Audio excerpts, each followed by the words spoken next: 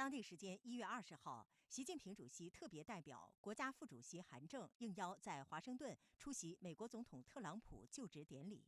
在美期间，韩正同当选副总统万斯举行会见，并分别会见美国工商界代表、特斯拉公司首席执行官马斯克、布鲁金斯学会名誉主席桑顿等。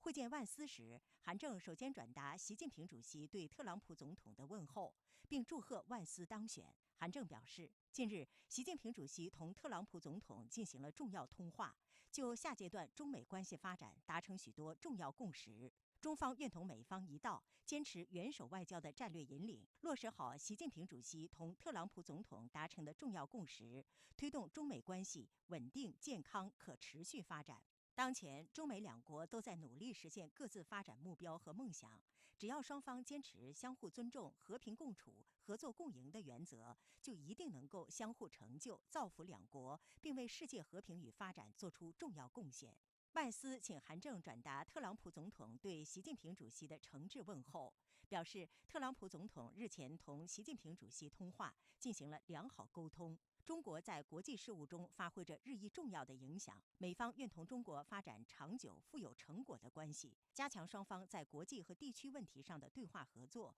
共同促进世界和平稳定。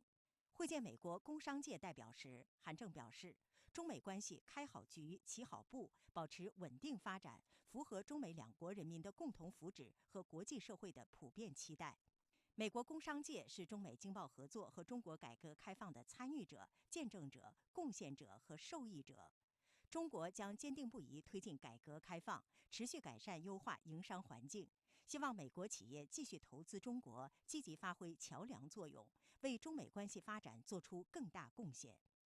美国工商界代表表示，美中作为世界前两大经济体，理应开展互利合作，找到建设性和稳定的相处之道。美工商界看好中国经济前景和在华发展机遇，支持美中加强对话沟通，推动双边关系和经贸合作不断向前发展。